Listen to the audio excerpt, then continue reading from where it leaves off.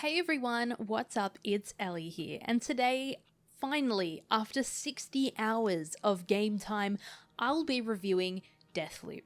It's my first review ever, so I really hope that you enjoy my take and find it helpful in making your decision.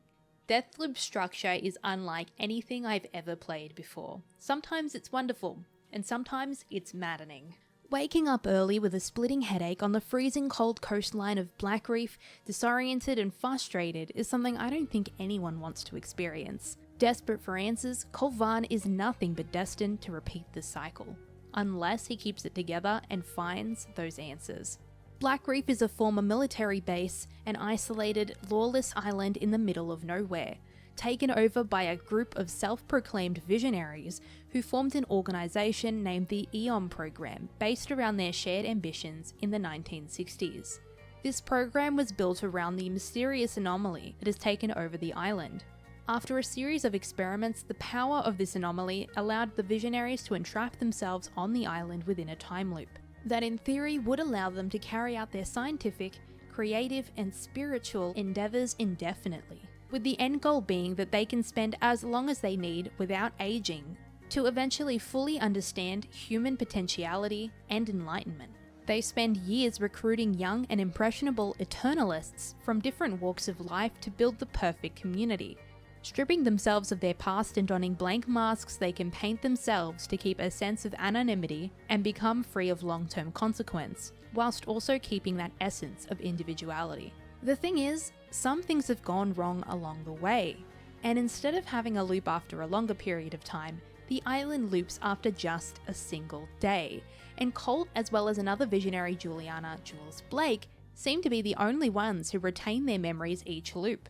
But Colt and Julianna have different perspectives on the situation. Colt, who has a very limited memory, is frustrated and wants to end the cycle. However, Julianna has had a lot more time than Colt to consider the situation, and she wants to fight to preserve the loop. And because to everyone else on the island it's the first day, they're excited and happy about this new journey, partying to their heart's content. It is super easy for Julianna to just point at Colt and call him the biggest party pooper in history, and set every soul on the island against him. Oblivious to the era and the experiment, no one is giving up their immortality. When it comes to the narrative of this game, I am extremely impressed. My initial concerns were mostly based around the fact that it might actually feel a little lonely, a little isolating, as Colt. Where Corvo had a hub with friendly faces who supported him at the Hound Pits pub, and then later the Dreadful Whale, Colt has these empty dark tunnels, embellished with a past that means almost nothing to him, with his memory distant and faded. But with the addition of radios and the interactions between Colt and Julianna, those temporary moments are filled with somewhat of a warmth. Something Colt begins to look forward to, and maybe even misses when it isn't there. But then you leave the tunnels and are instantly hit with this lively world of Black Reef. You see how the Visionaries and the Eternalists have created this paradise, a paradise that is intriguing, thrilling, electrifying enough to fall deeply in love with. You don't feel lonely. You listen to the conversations around the districts. You learn of relationships that have been formed. You hear the cheering, the laughter, the music people are creating. So even though you know that if these Eternalists even caught a whiff of you, they'd stop everything and start hunting you down, it's almost like you can't help but be completely immersed in their lives, in their rituals and routines. There's so much to learn about this world that you just don't get a chance to feel lonely. But the thing about Colt is that he too is on the island for a reason, and knowing that the same thing is going to happen every single day without fail, when that wasn't the intention of the loop, the world slowly begins to lose its charm, and begins to look more to Colt like a dystopian nightmare. And this is very obvious as you play the game. The day might look the same, but as Colt, or as you the player begin to learn all the secrets of Black Reef, the mood definitely changes. For me, it took about 20 hours of gameplay to start to see this game go from fun, goofy and stylish, to suddenly feeling as if I really was Colt. I really had his purpose on the island, and I was convinced that this needed to end. And to me, that was when the real game began. 20 hours seems like a lot, but I'm also a very slow player, so, take that into consideration. There was also a moment that I don't want to spoil, but for me it was one of the biggest things I wanted from this game. It's not an obvious lead, it doesn't need to happen if you want to end the game, but it's just something that happens if you find it. A way I would loosely describe it would be similar to the effect of when Corvo or Emily in Dishonored 2 find this journalist. It's that kind of moment, if you get what I'm talking about, and it just sort of really immersed me. I really felt this urgency to end whatever was happening, and I really felt like I was Colt. Now the Eternalists.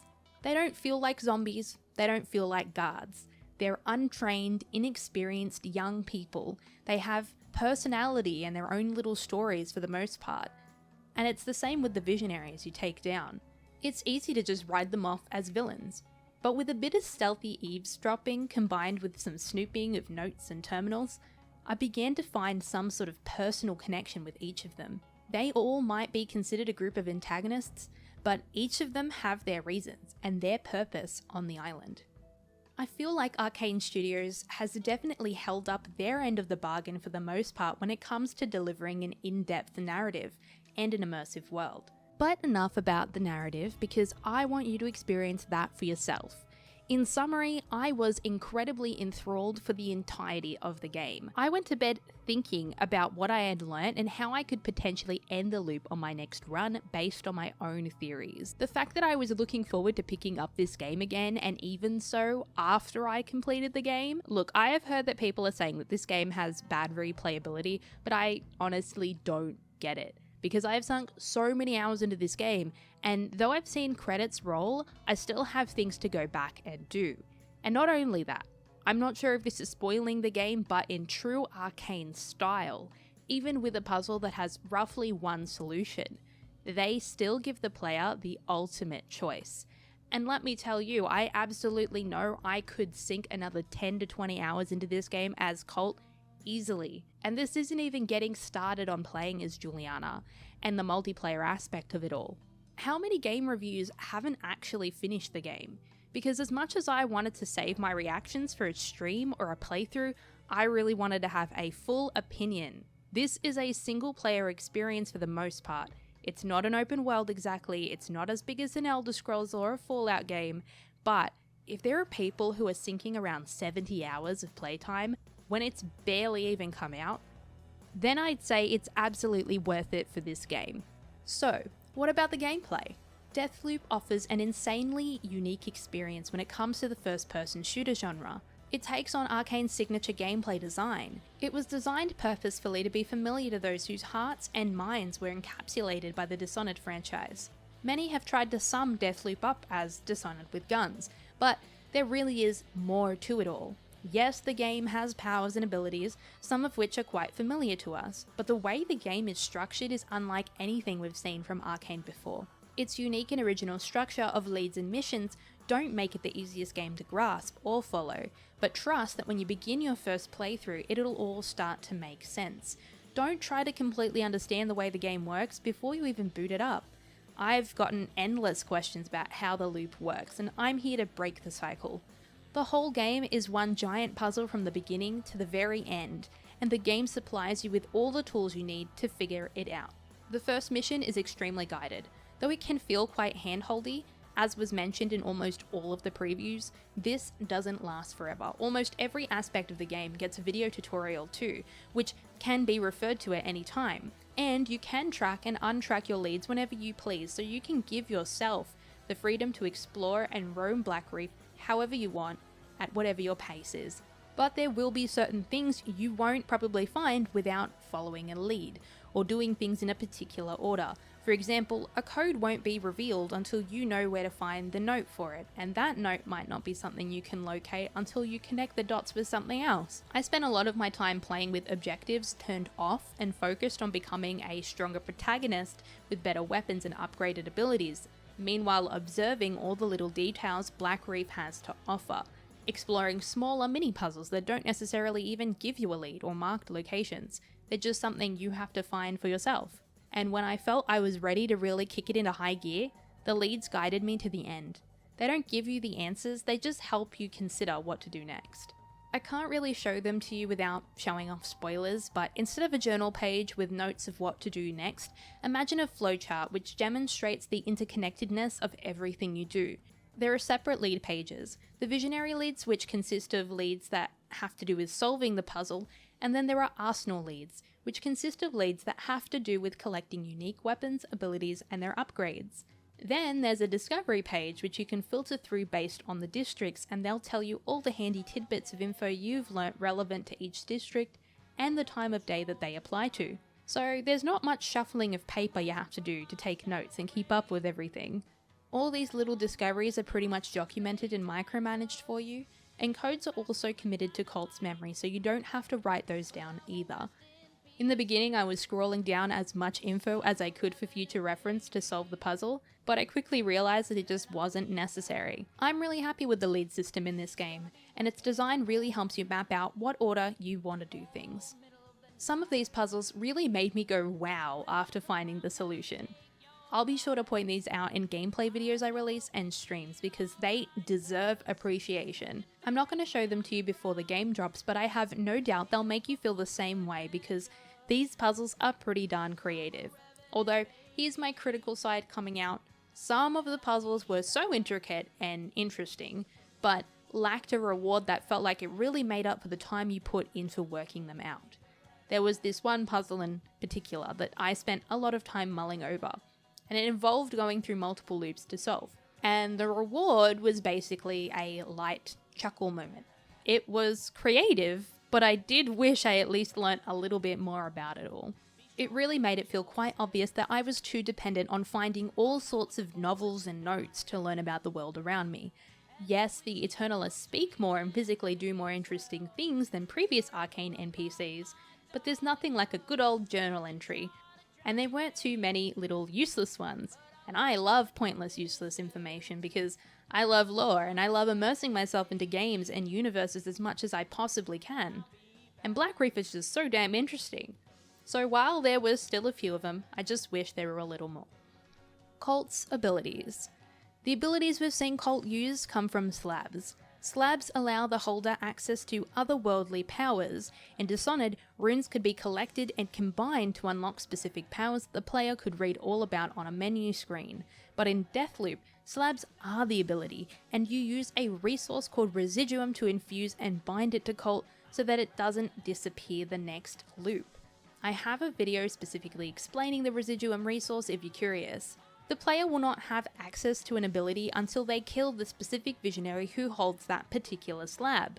However, not all visionaries have a slab to collect, and Julianna doesn't have a specific slab that she drops, but will drop a random 1 or 2 that you can collect from her.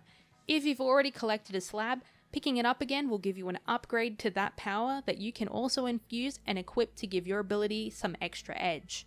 Each ability can only have 2 upgrades equipped at a time, but will have more than 2 to choose from.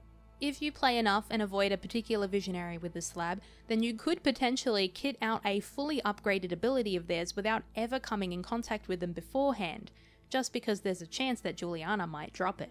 The abilities are familiar. They're purposefully familiar. Devs have commented on this and told us that though the players see abilities like Shift and Nexus as Dishonored powers like Blink and Domino, they're actually part of a family of arcane powers. Abilities that allow the player more choice in how they approach each situation, and that they don't exclusively belong to the Dishonored franchise, but the Dishonored franchise is the first that used them. I personally am in love with Blink. I have been since I played the first Dishonored in 2012. It's an ability I think more games should have. I think it forces devs to think more about their maps in terms of verticality, as well as combat. It's just a really hard thing to explain for different narrative plots, I'd imagine. But even Prey has abilities, and Redfall, a newly announced game by Arkane Studios, will be playing with mystical abilities. We've seen Layla's big elevator and super umbrella, so they're not just talking crap, they really do mean it. Colt can have 3 abilities equipped at a time, but one of those is Reprise, which is completely binded to him. He can't unequip it, so it's more like 2 powers to choose from.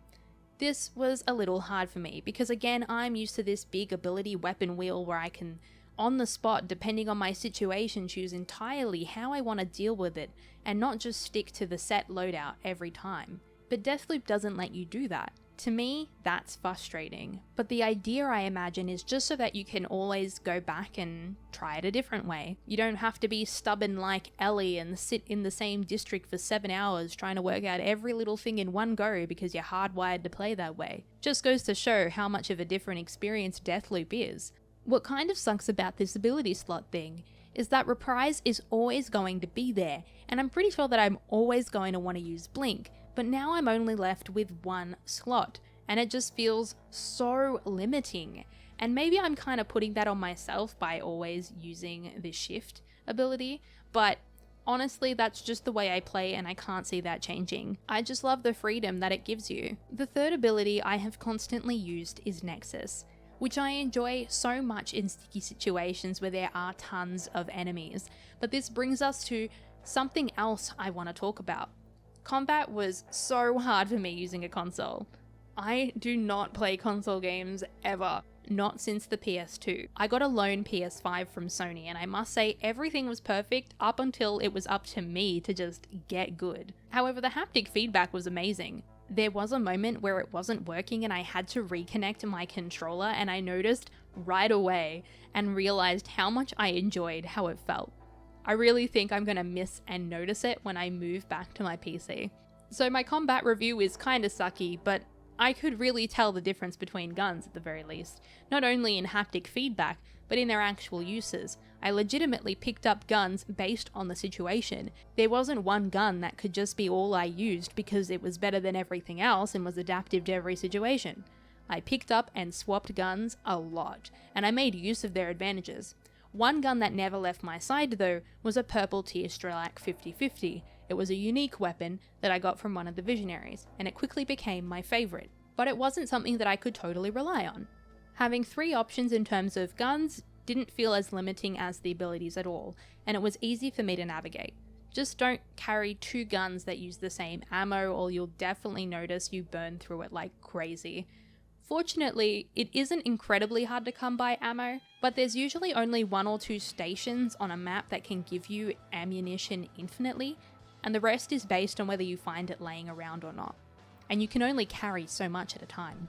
But okay, so I'm bad at using a controller. Is the game actually hard though? Well, it's interesting because the game actually has a adaptive difficulty. Instead of a range of difficulty options, the game will adjust accordingly based on the performance of the player. At first the game was easy. Eternalists had tiny vision cones, would lose interest sooner, and it took a lot longer for them to radio in for backup. But definitely a few loops in, guns would need to do a lot more damage with the aid of trinkets to tear through enemy ranks, and stealth just got harder and harder. At some points, it did seem ridiculous. By the time I got halfway into the game, it was like playing Dishonored on the highest difficulty. I don't know what about my play caused it to adapt that way.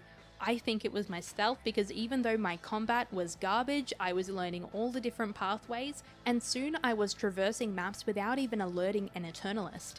And that's an actual achievement, by the way. I guess they began to get a lot better at just looking up or hearing movement. I think in a narrative sense it also makes sense because the loop is stuck. And I think in a way, even if the Eternalists don't know they're reliving the same day over and over again, maybe there's some sense of unconscious learning based on previous experiences. But the day literally doesn't change, so it's not like they're going to react to a mass slaughter of them one day and then the next have different numbers or anything. Everything is the same. It's just that they're harder to deal with. Their loot also adjusts based on the adaptive difficulty, so you won't be seeing grey loot forever. There will be a point where you eliminate an Eternalist and see like 4 purple trinkets drop to the floor and a unique weapon that you might be tempted to infuse. So you're always building up your arsenal with a range of different weapon and character trinkets that really customize your experience based on your preferences and playstyle. I can definitely see some light build guides coming out for this game, but you don't really need a specific build to play the game. It would just be for fun. Now to the Julianna and the invasion aspect of the game. Julianna AI constantly gets the jump on me. This AI definitely gets smarter and harder to kill with each loop. It's hilarious when you get an AI Julianna with the kinesis ability. The way she throws you around in the air is just too funny. and in general fighting someone with kinesis is hilarious, but yeah, AI Julianna most certainly frightened me a bunch of times. She definitely gets creative with how she appears to you. At first, playing as Julianna feels difficult. You start with no weapons or abilities other than your masquerade ability, which is kind of like Colt's reprise in the sense that it's something you can't unequip. You have to either find weapons or kill Eternalists to grab theirs. When you do that, other Eternalists will just laugh and say that what you did was funny. They'll also say hi to you, try to make small talk, wish you a happy first day, and I really like that acknowledgement. After a round or two, you'll have a couple of purple tiered guns to choose from, an extra ability, and a skin. Before you know it, things begin to get a lot more fun. At first, seeing Colt is a little jarring, but it's hilarious to see them react to your presence. Heck, even I get a jump scare from Colt as Julianna. I enjoy that I can play around with the placement of turrets also, although I try to remember that blue is safe now. I've died to a few hacked turrets by just running out in front of them without thinking because my brain thinks, oh, it's green, it's safe. The funniest part would be watching a player sneak around the map. Sometimes I quietly follow them and watch their pathing. Where will they go first? How will they approach this enemy? Some players are so stealthy. It looks like nothing has happened, and this is where your experience as Colt comes in. I know where the enemies are, where they should be. I know where all the vital pieces of info are. I even notice when fizz pops go missing. But at the end of it all, you have to remember that Julianna only has 1 life. Colt has 3. If Colt comes at you swinging, melee combat is probably the most effective close quarters, so you better run and gun or pull out your machete and swing too. You also get a few pages of challenges as Julianna, which will add up to your total points at the end of a round if you achieve them. So for example, survive 5 minutes, or kill Colt by kicking him to his doom. I can see invading players being one of the main things I do in this game now that I've completed it from Colt's perspective. As for lag and glitches, there were a small amount of lag spikes, but more so with certain players than others. I did have one perfect round, so it was probably an Aussie I ran into. It's nothing major, but you might notice when you try to pick up a turret, the game might suddenly lag a little. Sometimes it even throws it around, but nothing actually lagged during combat. The voice acting. The voice acting is quite strong. Every character feels like their own person. It doesn't feel like an episode of The Simpsons where every character sounds like another because one person voices 30 different people. This was a bit of an issue in Dishonored 2, especially when you could hear Corvo speak and then hear a guard speak, and it was the same voice because the voice actor also did lines for NPCs, including guards. Colt and Julianna's voice acting in particular is amazing. They did such a fantastic job capturing the emotions their characters were feeling, and I specifically applaud them and their voice director Bennett Smith because they managed to have such emotive and responsive dialogue between the two of them, despite the fact that they had only worked together a handful of times due to the pandemic. You can hear a little bit more about that in their interview for QuakeCon, which I'll link in the description. The other visionaries also have incredible voices that uniquely match their personalities. The only voice that caught me off guard was Igor Serling's, as his voice sounded a lot more eccentric in the trailer, Two Birds, One Stone, but a lot more normal in the actual game. I'm not sure if there was a voice actor change there or just a change in direction, but I did notice the difference. The best is when multiple visionaries clash for whatever reason. Their distinct personalities made even more obvious when they clash, and it's always entertaining when they do. I have audibly laughed out loud at this game quite a few times. I've also audibly gasped and vocally responded because that's how invested their acting got me. The animation is also great. It's the best so far I've seen in an Arkane Studios game. There are particular moments where you can tell they really put everything into the movement so it could be as entertaining as possible. It's similar to how in Fallout 4, animations for main characters were a lot more detailed than anyone else, like how the game peaks at being introduced to Piper when it comes to character animation in my opinion. Colt's arm movements kind of peak at the beginning of the game, but it was an extremely emotional moment for him, so I'd say that's fair enough really. I did notice some glitches, more so than I have with any other Arkane game, but that didn't happen too often. I did mention this in my Q&A and impressions video, but since then I've only had a handful of these issues pop up, maybe around 10 to 15 little moments of, oh that's funny they got stuck, or haha moonwalking, in 60 hours, which I think is pretty good, honestly. And it mostly happens because the Eternalists are so mobile that they will try to climb things to get to you. It seems to happen more when the map is covered in snow, which maybe has something to do with it. There's also one other animation related glitch that can be a little frustrating. Like when you go to reload some weapons, they get stuck in their animation, so they're still folded, and the only way to fix it is to switch weapons and then just swap back or put your weapon down and bring it back up.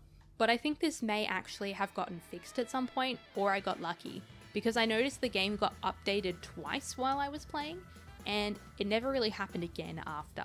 There were also some very small glitches I noticed every now and again, like small, almost unnoticeable issues with the textures. Not game breaking, but just a little distracting from time to time. This actually seemed to happen more often towards the late game, after the update, so I'm unsure if this actually happened more because of something that had been fixed or changed. Though there might be a few visual glitches, none of them would make me even consider comparing this to a Cyberpunk state of release. It is a pretty solid build, and there was only one time that maybe a somewhat game-breaking thing happened, where I got stuck in a health machine thing and I couldn't get out until I threw a grenade at my feet and it launched me out. But that resolved itself. Never experienced it again.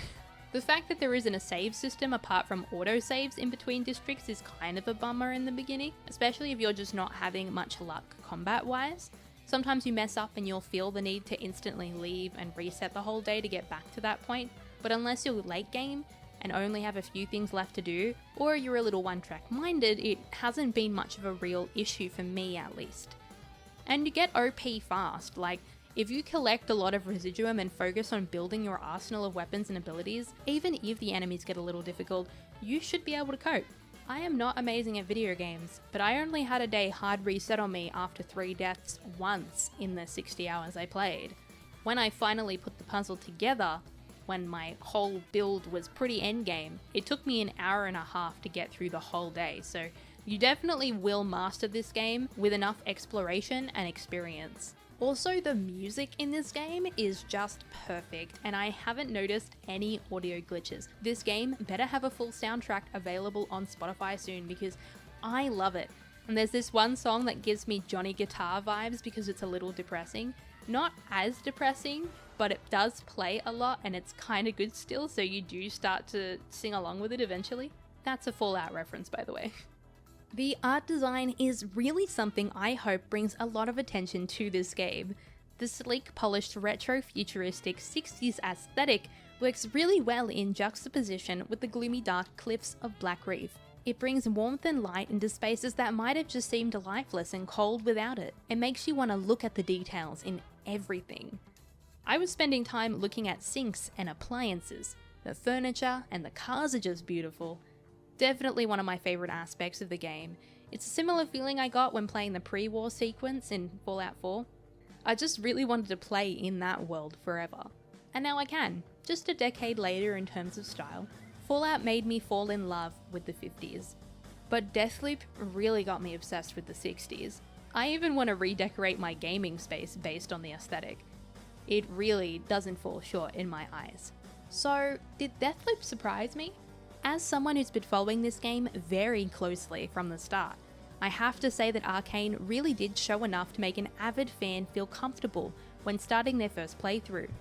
In terms of mechanics, there were a few extra things to learn, but nothing surprised me in general, other than narrative beats. I think they demonstrated and explained this game really well for new players. And especially if you're a big Dishonored fan, you're gonna feel right at home. I am 100% recommending this game, especially if you have played and enjoyed Prey or Dishonored. It's just a no-brainer to give this game a go. Deathloop is a uniquely Arkane experience with an excitingly refreshing twist, and I really hope to see you on Black Reef sometime soon, where the party never ends. If you enjoyed hearing my thoughts, make sure to leave me a like, or maybe even a super thanks. I'll see you in the next one. Have a fulfilling day.